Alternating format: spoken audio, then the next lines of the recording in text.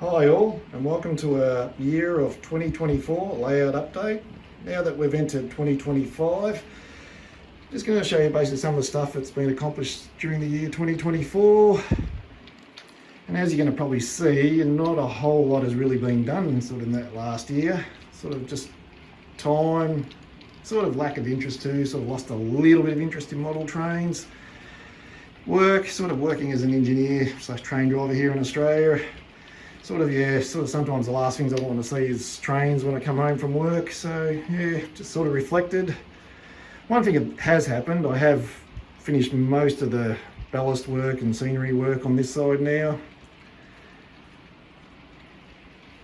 Still have a large building to sort of place onto that side where the collar steel cars go. Things like this building here still needs to be roughed in and building actually painted and finished off. And sort of pipe work from the unloading shed there to some of the grain silos there, sort of need to do things like that.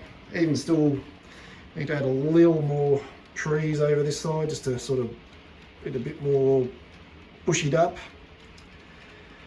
One other thing I did do during 2024 was modify this section of the layout here. Before, it used to be basically straight across, where now I've actually cut a bit of the benchwork back and sort of put a radius in there now. I did have sort of buildings in sort of outside of the grade crossing here, but I found it was just sort of blocking the view of the train. So I thought,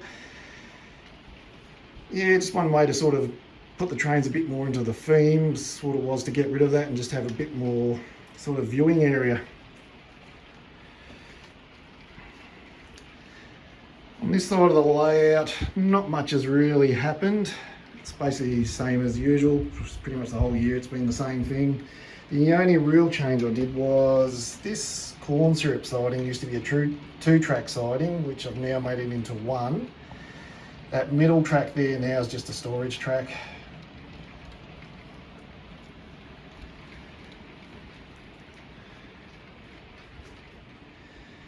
Yeah, the duck under here is still the same things, same as before. Display cabinet's still the same.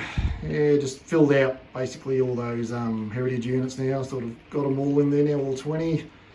I do like to buy locos I've actually photographed and videoed over the years. There are 3 of them that I've never seen before, so yeah, it's just, I thought the 3 spots looked a little bit sort of empty, so I thought I'll just buy them anyway.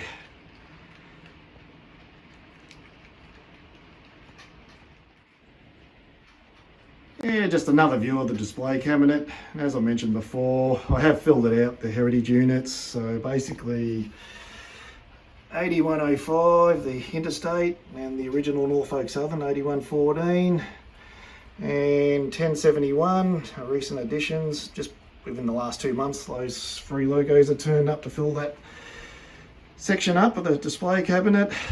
They all don't have decoders in them. They're basically just live in the display cabinet.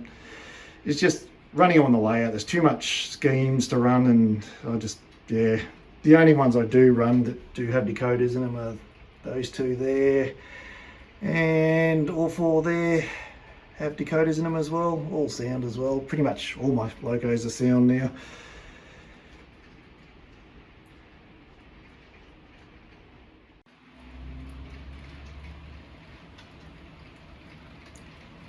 I know I have talked about this in the past, but that branch line basically going under the road overpass there is not much work has been done on that either. I know I've talked about putting a fiddle yard in the closet here. I still haven't done it. It's not a high priority at this stage. I will eventually do it. I've actually even been thinking about too is rather than this sort of duck under, is realigned the track work to go just under the display cabinet and through the closet and out there, just to give it a little bit more running. And because basically, yeah, my coal train is 39 wagons. I did originally have 49 wagons. I did sell off 2 5-packs. The train just looked a little bit too long for the layout. It's almost like the front and the back are touching sort of look about it. So I did sort of reduce the size of it. That's sort of leading to that way of thinking. If it happens, it happens. If it doesn't, it doesn't. I'm not really too fussed. But at this stage, yeah, eventually in the closet will be a fiddle yard. And yeah, basically some short lines can come in and interchange into this yard here. So we've got these holding tracks here now.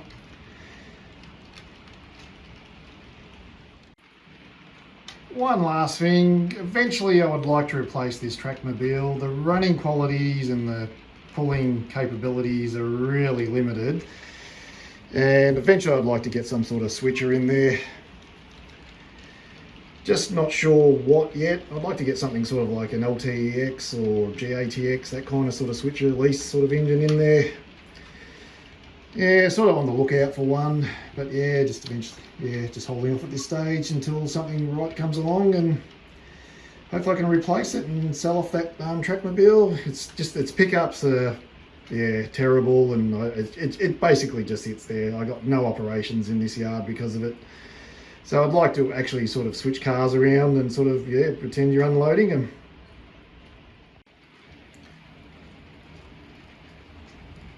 Thanks guys for watching, and I hope you have a great 2025, and hopefully I can get a lot more work done on the layout. And I'll see you next time.